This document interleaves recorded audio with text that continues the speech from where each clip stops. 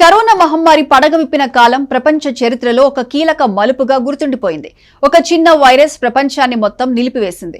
నగరాలు నిశ్శబ్దంగా మారాయి, రహదారులు ఖాళీ అయిపోయాయి, వ్యాపారాలు మూతపడ్డాయి, ప్రతి రంగం తీవ్ర ప్రభావం ఎదుర్కొంది.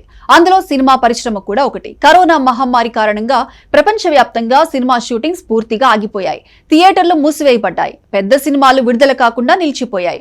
ఒక సినిమా వెనుక వేలాది మంది పనిచేస్తారు. నటులు మాత్రమే కాదు, లైటింగ్ సిబ్బంది, సెట్స్ తయారు చేసే కార్మికులు, మేకప్ ఆర్టిస్టులు, కాస్ట్యూమ్ విభాగం, డ్రైవర్లు, కెమెరా సహాయకులు, ఇలా ఎన్నో విభాగాల వారు తమ జీవనాధారాన్ని సినిమాలపై ఆధారపడి కొనసాగిస్తుంటారు. షూటింగ్ సాగిపోవడంతో ఈ కార్మికుల పరిస్థితి ఒక్కసారిగా చాలా కష్టంగా మారింది. రోజువారీ పనిపై ఆధారపడి జీవించే వేలాది మంది సినీ కార్మికులకు ఆదాయం పూర్తిగా ఆగిపోయింది.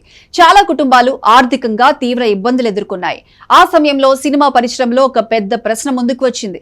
ఈ కార్మికులను ఎలా ఆదుకోవాలి అనే ప్రశ్న. అలాంటి సమయంలో ముందుకు వచ్చిన వ్యక్తి మెగాస్టార్ చిరంజీవి. సినిమా పరిశ్రమ తనకిచ్చిన గుర్తింపు ఎంతో గొప్పదని ఆయన ఎప్పుడూ చెబుతుంటారు. అదే భావనతో ఈ సంక్షోభ సమయంలో పరిశ్రమకు తిరిగి సహాయం చేయాలని ఆయన నిర్ణయించారు. ఆ ఆలోచనతో ఒక ముఖ్యమైన కార్యక్రమం ప్రారంభమైంది. అదే కరోనా క్రైసిస్ చారిటీ. ఈ కార్యక్రమం ప్రధాన లక్ష్యం కరోనా సమయంలో ఆదాయం కోల్పోయిన సినీ కార్మికులకు సహాయం అందించడం. ఈ కార్యక్రమాన్ని ప్రారంభించడంలో చిరంజీవి కీలక పాత్ర పోషించారు. సినిమా పరిశ్రమలో ఉన్న ప్రముఖులను సంప్రదించి సహాయం కోసం ముందుకు రావాలని కోరారు. ఆయన పిలుపుకు అనేక మంది ప్రముఖులు స్పందించారు. నిర్మాతలు, దర్శకులు, నటులు ఇలా అందరూ తమ వంతు సహాయం అందించారు. చిరంజీవి కూడా స్వయంగా ఈ కార్యక్రమానికి విరాళం ప్రకటించారు. ఆయన కుటుంబ సభ్యులు కూడా ఇందులో భాగస్వామ్యం అయ్యారు. ముఖ్యంగా ఆయన కుమారుడు రామ్ చరణ్ కూడా ఈ కార్యక్రమానికి మద్దతు ఇచ్చారు. అనేక మంది సినీ ప్రముఖులు కూడా తమ వంతు సహాయం అందించారు. ఈ కార్యక్రమం ద్వారా సేకరించిన నిధులతో వేలాది మంది సినీ కార్మికులకు నిత్యావసర సరుకులు అందించారు.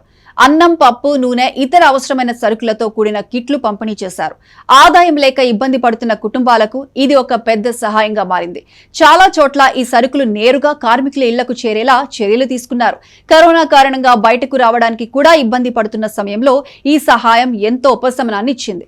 చాలా మంది కార్మికులు తమ కుటుంబాలను కొనసాగించడానికి ఈ సహాయం ఎంతో ఉపయోగపడింది.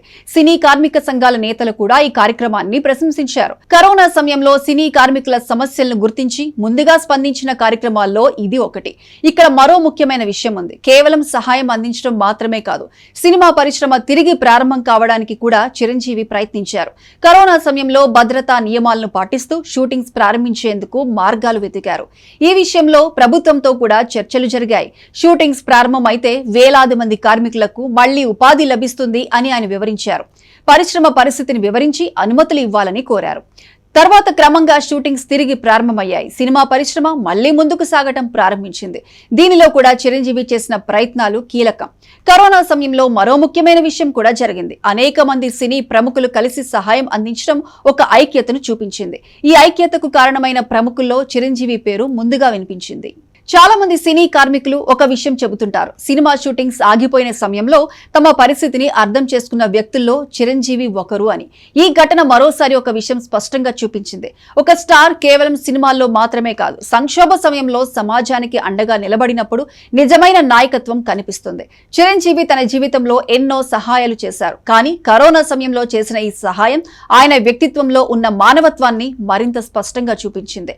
సినిమాల్లో ఆయన హీరోగా కనిపిస్తారు, కానీ ఆ కష్టకాలంలో వేలాది కుటుంబాలకు అండగా నిలిచిన విధానం చూస్తే నిజ జీవితంలో కూడా ఆయన ఒక హీరో అని చెప్పాలి. కరోనా మహమ్మారి కారణంగా ప్రపంచం కష్టాల్లో పడిన సమయంలో సినిమా పరిశ్రమలో పనిచేసే సాధారణ కార్మికులను గుర్తించి సహాయం చేసిన మెగాస్టార్ సేవలు తెలుగు సినిమా చరిత్రలో ఎప్పటికీ గుర్తుండిపోతాయి.